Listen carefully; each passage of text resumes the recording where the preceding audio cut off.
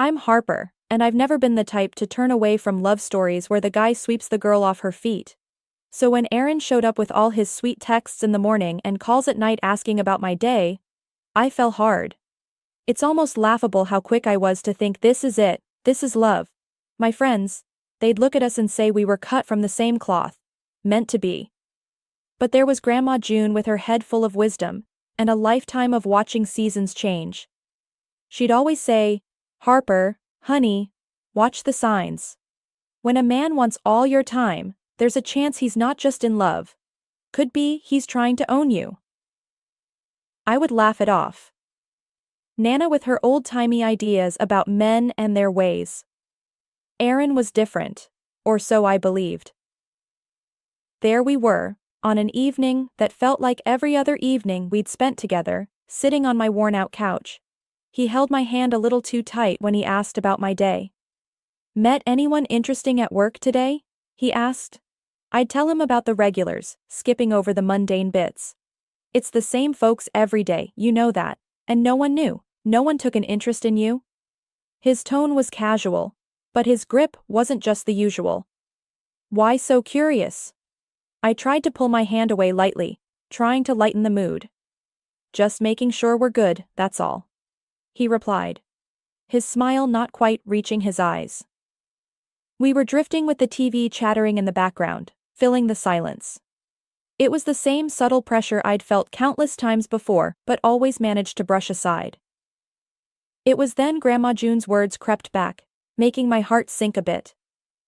"There's a fine line, a warning I never really heeded." The night dragged on, we sat together, but my mind was miles away, tangled in Grandma June's warnings, and this knot in my stomach that just wouldn't loosen up. When Aaron left, he took part of my peace with him, locking the door behind him.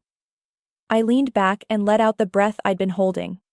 I was alone with the silence of my apartment and the whispers of doubt that echoed louder in the space he vacated. I thought about calling Grandma June, but it was late, and this was my mess to figure out.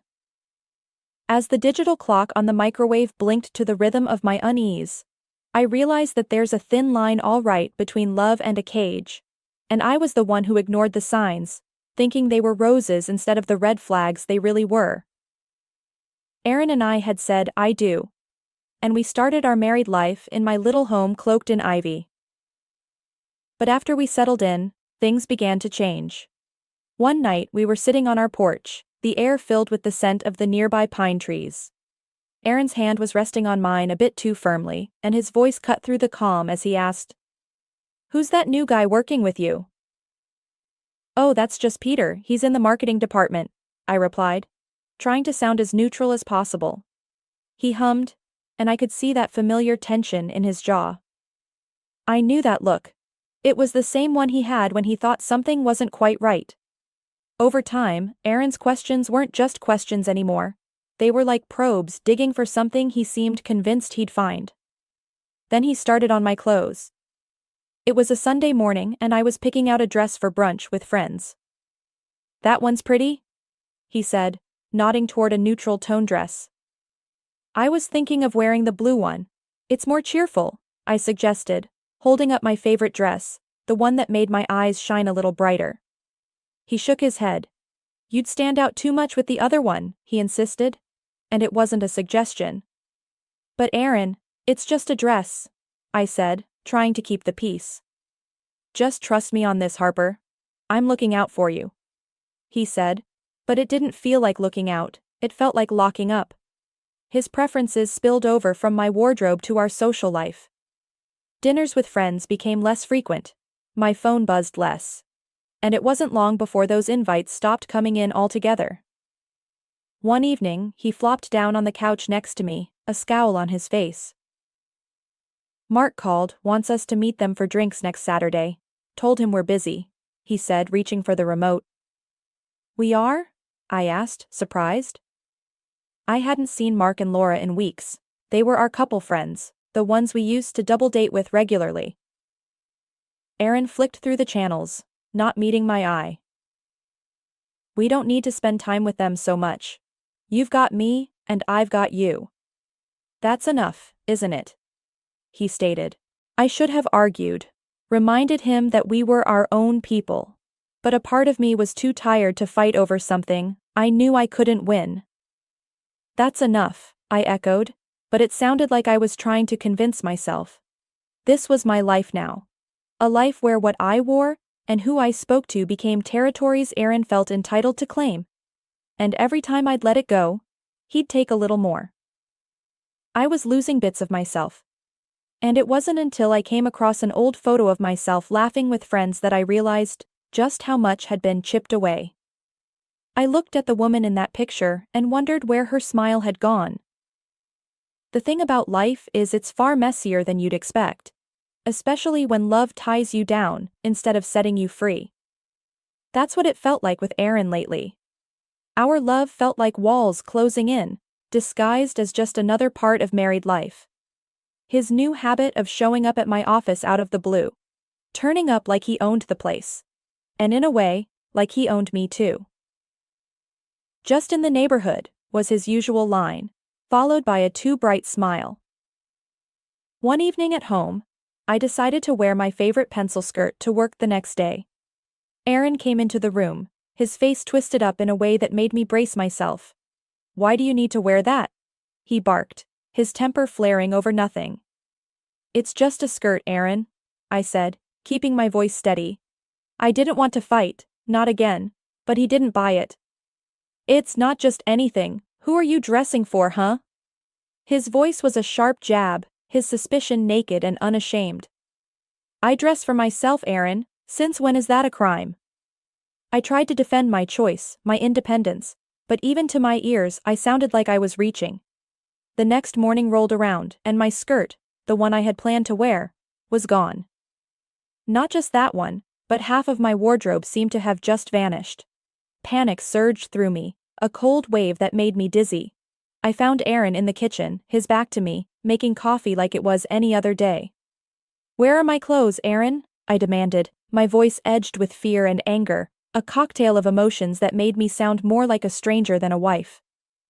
"They weren't appropriate. I did us both a favor," he said, his voice oddly calm, like he was talking about the weather, not my personal belongings. "A favor by deciding what I can and cannot wear. Are you listening to yourself?" I couldn't hide the shock in my voice, the disbelief that this was my reality. "It's for the best, Harper. You'll thank me later," he replied. And the way he said it, like he knew better, made my skin crawl. I was halfway into the FMLA form when the mask slipped, and Aaron's control showed its true face. Control, my independence, my choices. He was whittling them down, trying to reshape me into something smaller, more contained, something less me. As I sat at the kitchen table, his words echoing around the silent room, I realized my once warm and loving home had turned into something else. It wasn't safe or comforting, it was a beautifully decorated prison, and the man I married was the warden. The rest of the day passed in a blur. At work, I was a ghost, going through motions, smiling when necessary, but underneath, a storm was raging. That evening, I sat in the car outside the house for a long time, the engine humming softly. Stepping through that door took a strength I wasn't sure I had, because inside that house waited a life that was slowly suffocating me. The door creaked as I finally turned the key and stepped inside. The smell of dinner hit me, and there was Aaron, all smiles and kisses, acting like today was just another day. But it wasn't. And the sad thing was, I wasn't sure if tomorrow would be any different. At work, Mr. Jacobs, my boss, dropped a fat file on my desk. "Got a new project for you, Harper. It's going to need some late nights, but you're the best for the job." "Pleasure's all mine, Mr. Jacobs." I managed to smile, ignoring the sinking feeling in my stomach. At dinner, I broke the news. Aaron's fork clattered against his plate, his eyes narrowing to slits. "You'll quit," he demanded, words sharp and clear. "Aaron, quitting isn't as easy as you make it sound. I'm good at what I do, and yes, we do need the money," I reminded him, hoping some sense would seep into the conversation. But his fists balled up on the table, his anger as clear as day. "No wife of mine will slave away for some boss's whims," he almost yelled. It was right then that his mother, Evelyn, appeared like a ghost at our table. Always on cue. Always trembling with some kind of worry. "Harper, honey," she started, hands flitting like nervous birds. "Can't you just ease up a bit for Aaron? It wasn't right, none of it. But I loved him once, and I guess a part of me still clung to that. So I pitched the middle ground. How about a compromise? I'll work from home. Best of both worlds, right?" Aaron slumped back, the lines on his face smoothing out. "Fine," he muttered, almost sulking. Evelyn smiled, relieved, her pale eyes finding mine. A silent thank you. But me? I felt boxed in, the walls painted by Aaron's temper and framed by Evelyn's worry.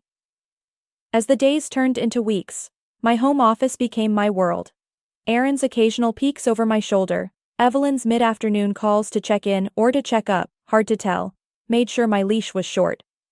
Work was hectic enough to keep my mind from wandering to dark places. Mr. Jacobs was a tough old bird, but fair. "You're holding up the fort, Harper," he said in one of our phone check-ins, his voice crackly but kind. "Keep it up." I remember one evening. The sun had just dipped below the horizon, painting the sky in shades of tired blue. Aaron sat on the couch, remote in hand, flipping channels without really watching anything. I closed my laptop, my brain fried from hours of numbers and emails. "Work's done for now," I told him, my voice a weekday kind of tired. He grunted a noise that wasn't yes or no, just Aaron. "For I heard you." I joined him on the couch, the cushions sinking under me, weary like my bones. Out of the blue, he said, "You've been talking to Jacobs a lot about work." "Yes, it's work, Aaron," I said, keeping my eyes on the TV, not wanting to start another row. He hummed, that old familiar sound of gears grinding in his head. That's life with Aaron, where my love's blindfold only got tighter, and every step forward felt like 2 steps back. The woman in the mirror started to look like a stranger, her eyes holding questions I was scared to answer. One day I needed a ride, and Grandma's place was too far to walk, so I grabbed a taxi. The driver was just some regular guy doing his job, dropped me off at my place, and that should have been that, except it wasn't. Aaron was out front waiting, and the sight of me stepping out of the taxi set him off big time. The driver had barely handed me my change before Aaron was on him. "What's going on here, huh?" Aaron snapped, eyes bulging. "Who's this?" "Chill out, Aaron." I tried to cut in, but Aaron wasn't having it. The driver, seeing trouble, didn't waste a second, put the car in gear, and took off. Smart man. Once we were inside, Aaron was still fuming. He paced back and forth, throwing accusing glances my way. I sighed, not up for the drama.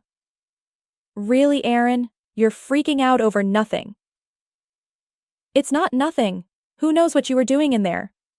Aaron's voice boomed through the small space of our entryway. I rolled my eyes. "Get over yourself." Things settled down after that, but not for long. A couple of days later, I caught Aaron snooping through my phone while I was making dinner. "Hey, what do you think you're doing?" I barked, snatching the phone from his hands. "I was just..." He trailed off, looking like a kid who got caught with his hand in the cookie jar. "Do you mind telling me what's so interesting in my phone? I was getting really tired of this." Aaron rubbed the back of his neck, avoiding my eyes. "I don't know, I guess I was just checking on you, making sure you're not hiding anything." I couldn't believe what I was hearing. "Checking on me? Are you for real right now? You think that's okay?" He didn't say anything for a moment. "Then I'm sorry, alright? I'm sorry. It won't happen again." "You're right. It won't happen again because this is ridiculous. You're acting like a crazy person." My patience was wearing thin. "Look," I said. "I'm sorry I screwed up. Forgive me, okay?" His voice had softened. "I'm sorry, I promise it won't happen again." We left it at that. I wanted to believe things would get better. Part of me knew it was a long shot, but I still had hope.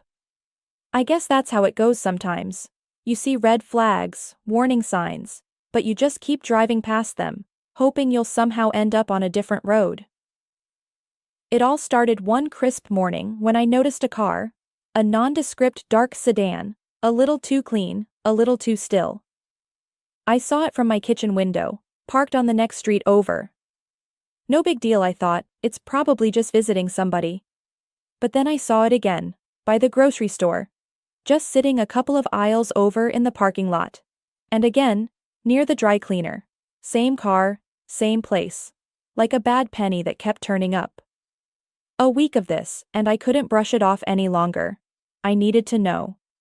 So on a day when the car tailed me to the local library, I took a detour on my way home. Sure enough, the car was still there, matching my turns, keeping its distance, but always present. When I parked it on a side street, the sedan stopped a little way behind me. This was no coincidence. It's funny how your mind doesn't want to believe something's wrong, even when it's staring you in the face. It seemed so stupid, so out of a cheap detective show, but there it was. My heart was racing, a mix of fear and anger bubbling up inside me. I picked up my phone and called the police. "I think I'm being followed," I whispered, as though the guy behind me could hear. The police took it seriously. They arrived quickly, talked to the man in the car, and checked his ID. Within minutes, they confirmed my fears.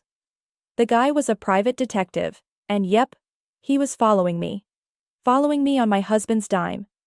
I was shaking when I got home, with the police report clutched in my hand. Aaron was there, lounging on the sofa like any other evening, blissfully unaware that his little game was up. "Aaron?" I yelled, throwing the door open wider than I intended. "What the hell is this?" He jumped up, startled, his eyes doing that darting thing they do when he's on the back foot. "Harper. A private detective. Aaron?" I could barely get the words out, my voice shaking so hard. "You have me followed." He started stuttering some excuse, his face flushed and guilty looking. "Don't. Just don't." I stopped him, holding up a hand. I couldn't bear to hear any lie he might conjure. "You know what? I can't do this." My voice broke, but I pulled myself together. "You need to leave, Aaron." His mouth snapped shut. He looked like he might argue, but then he didn't. He just grabbed his coat and left without another word. I was alone, truly alone, and for the first time in years, that didn't scare me. It felt like the only honest thing I'd had in a long time. That day had a weird start to begin with. I was still adjusting to a quieter house since I told Aaron to pack his stuff and leave. The man was many things, but quiet wasn't one of them. The peace was nice, but I gotta say, a bit eerie too. And then there's a knock at my door that broke the silence like a dropped plate. Standing there was Mr. Freeman, Aaron's boss. Medium height, always looked like he starched his face along with his shirts. Never really liked him, but today he showed up holding a folder stuffed with papers. "He's not here," I said before he could step inside. Mr. Freeman frowned, probably not used to doors not swinging wide for him. "I've got some important documents for him, work stuff," he said. I sighed. If Aaron had $1 for every time he was important, we'd be living in a mansion. "Well, he's not here. Can I give them to him when he comes back?" Mr. Freeman considered it, then nodded. "I suppose. Can I come in for a moment?" "I've been driving for hours." Aaron's car was as fancy as his suit, all black and shiny out there. But sure, I thought, why not? I ushered him inside and waved at the kitchen. "Take a seat. You want some tea?" He plunked down like a sack of flour, weary from the road or life, hard to tell. "Tea would be good, thank you, Harper." I put the kettle on and scooped some leaves into the pot. Professional habit. I used to like playing the good hostess. That's when I saw it through the kitchen window. Flames dancing around Mr. Freeman's car like it was celebrating something. I shoved Mr. Freeman's tea towards him, half made. "Your car." We bolted outside, and there was Aaron, my estranged husband, smiling like it was his birthday, and someone brought him a surprise cake. The crazy in his eyes glinted like the flames. Mr. Freeman blurted out, "My car! What the hell is happening, Aaron?" Aaron turned towards us, his smile flickering. "Hey, Harper, This is for stealing my life. Say hello to your lover." His words slurred with satisfaction, mixed with a decent dose of lunacy. "He thought he was getting back at some imagined lover of mine," I said. Mr. Freeman stood frozen, his face shifting from confusion to anger. "Aaron, did you do this?" Aaron's smile slid off his face faster than ice cream on a hot day. When he finally put two and two together, his boss, his wife, his mistake. "Boss, I didn't know." Mr. Freeman cut him off. "I don't care. You set my car on fire thinking it belonged to whom?" "God, Aaron, I had the contract renewal papers with me. Consider them and your job ashes now. You're done." Aaron fell to his knees quicker than a sack of those same papers, growling like a kid caught with his hand in the cookie jar. "Please, Mr. Freeman, save it." Mr. Freeman's voice was ice. "I'm calling the police." The sirens didn't take long. The street filled up like a blocked sink. Neighbors, cops. A few pointing phones like we were the evening's cheap entertainment. As the cop slapped cuffs around Aaron's wrists, his knees still dusty from the driveway, I felt 100 weights lifting off me. One fire down, the rest of the mess to clean up. Mr. Freeman just shook his head, looking at what used to be a car. Last I saw of Aaron was him trying to look at me over his shoulder, eyes all rabbit-like with panic. Stepping into my living room felt strange. The whole mess with Aaron was coming to a close. The divorce papers had been filed, and I told him to stay away. He obviously didn't listen, since now he was looking at jail time for torching his boss's car, and then some for stalking me. The boss, Mr. Freeman, didn't take too kindly to his car being barbecued. He canned Aaron and then slapped a lawsuit on him. And standing there, I couldn't help but feel a weight lift off my shoulders. "Harper, honey," Grandma June called from the kitchen. "You need anything?" I shook my head, walking in to meet her. Grandma June had this way of slicing through nonsense. "Gran, I'm good. But I should have listened to you about Aaron." She was at the sink, and she turned around, drying her hands on a dish towel. "Oh, honey. When will you learn to trust this guy?" She patted her belly with a chuckle. I couldn't help but laugh. She always kept it so real. "Can't argue with Grandma's gut," I agreed. Afterwards, I sat on the couch, flipping through a magazine, but not really reading. It was just noise. Alone again, I felt surer than I had in months. This was the right move. Of course, there'd be more to deal with tomorrow. Lawyers, unpacking the mess Aaron left, figuring out money stuff. But tonight, it was just me. I pulled my phone out and texted Mara, my best friend since forever. "Free finally. Want to come over and crash my solo party?" It didn't take long for her to fire back. "On my way, bringing pizza." The rest of the night was going to be easy. No drama, no Aaron, just pizza, bad TV shows, and good company. I slipped into my comfiest sweatpants and pulled my hair back, finally able to breathe. The future might not look clear yet, but it looked a hell of a lot better than my past. I smiled to myself thinking about it. Uncomplicated, no strings attached, no more walking on eggshells. Yeah, this was how things were going to be from now on. Starting right now, with the new locks clicking into place. Freedom tasted a lot like pepperoni and cheese tonight, and that was just fine by me.